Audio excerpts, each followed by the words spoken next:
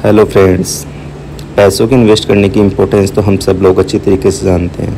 आजकल बहुत से टाइप्स हैं, बहुत से मेथड हैं जिनके जरिए लोग इन्वेस्टमेंट कर रहे हैं।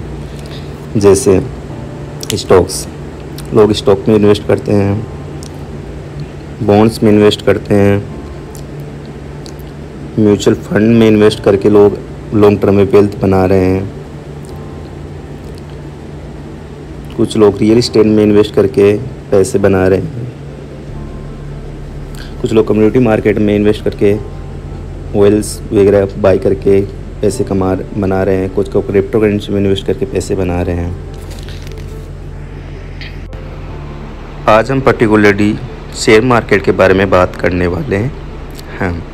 बट शेयर मार्केट का नाम सुनते ही लोगों के मन में फेयर और डर पैदा हो जाता है कि ये रिस्की है। फिल्मों में दिखाया जाता है कि शेयर मार्केट की वजह से सब कुछ डिस्ट्रॉय हो गया। अब आपके मन में क्वेश्चन उठ रहा होगा, शेयर मार्केट क्या रिस्की है?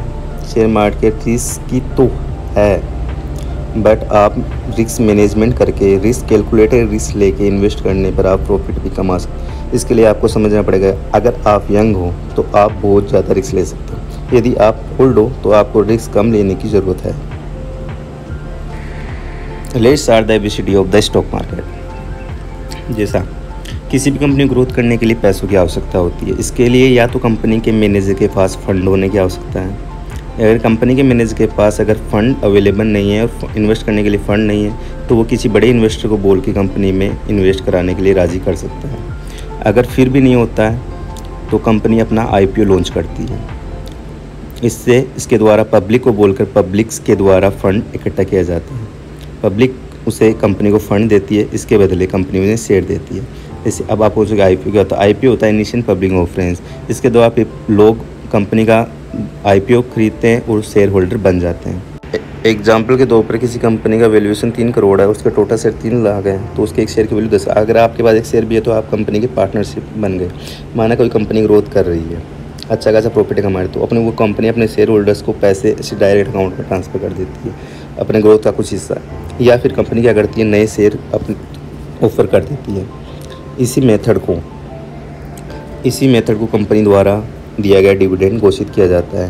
कंपनी अपने प्रॉफिट का क्वार्टरली या ईयरली बेसिस पे डिविडेंड अपने शेयर होल्डर्स को देती है। अब हम प्राइस हैक को समझते हैं। अगर कंपनी की डिमांड जाता है उसके प्राइस अपने आप बढ़ जाते हैं। कंपनी की डिमांड कम है तो उसके प्राइस अपने आप घट जाते हैं। इसे एग्जाम्पल के तौर पर यदि कंपनी लगातार ग्रोथ कर रही है तो लोग उसके शेयर को खरीदना चाहेंगे। इससे उसकी डिमांड बढ़ जाएगी। डिमांड बढ़ने से उसके प्राइस भी अपने आप इंक्रीज हो ही जाएंगे। माना कोई कंपनी लॉस मेकिंग है, लोग उसका शेयर बिल्कुल नहीं खरीदना चाहेंगे। इससे डिमांड घटेगी। डिमांड घटने के कारण उसके प्राइस भी अपने आप घट जाएगी।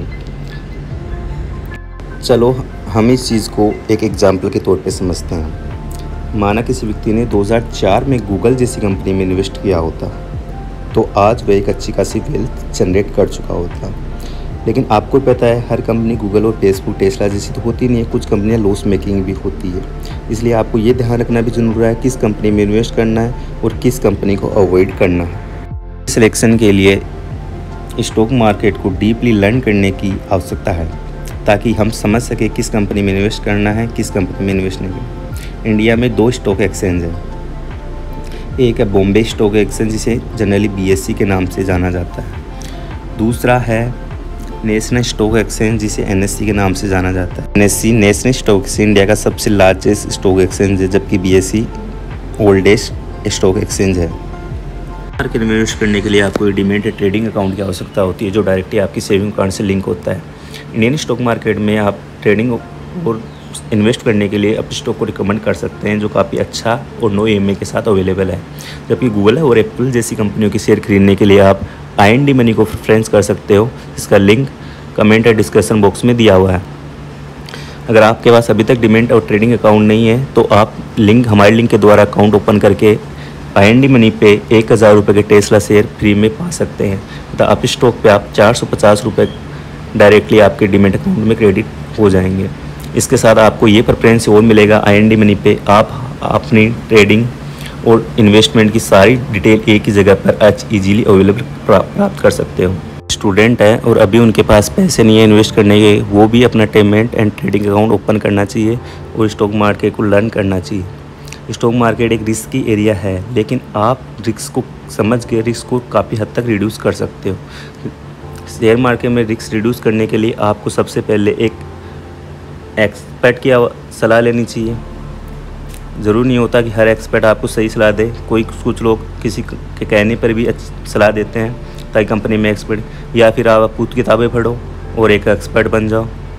किताबें पढ़ने से फाइनेंशियल नॉलेज बढ़ता है, फाइनेंशियल किताबें पढ़ने से आप खुद एक एक्सपर्ट बन जाओगे।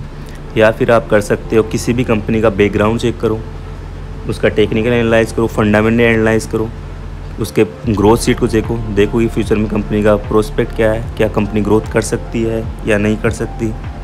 जैसे गेमिंग कंपनी है, गेमिंग कंपनी ग्रोथ अच्छा करती है लेकिन उनका लॉन्ग टर्म पर्सपेक्ट नहीं है, क्योंकि एक ही गेम को लोग बहुत दिनों तो खेलना प्रेफरेंस नहीं करते हैं, लोग परेशान हो जाते हैं, एक गेम को नहीं कर सकते हैं।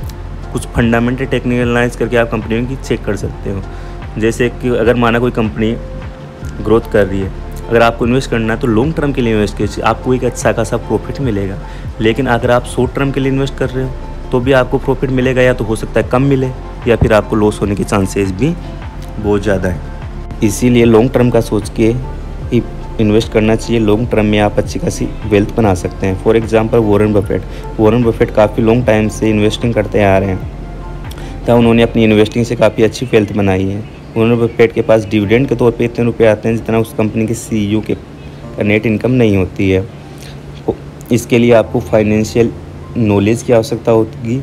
इसके लिए आप किताबें पढ़ सकते हैं, फाइनेंशियल किताबें पढ़ सकते हैं और लर्न कर सकते हैं। लर्न करने के लिए आप एक्सपर्ट की सलाह ले सकते हैं, तथा फाइनेंशियल किताबें जैसे the intelligent investor, the wealth of common sense, the FAQ method तथा शेयर मार्केट में आप अपनी नॉलेज को बढ़ाकर तथा अपनी गलतियों सीखकर अपना फाइनेंशियल गोल अचीव कर सकते हो।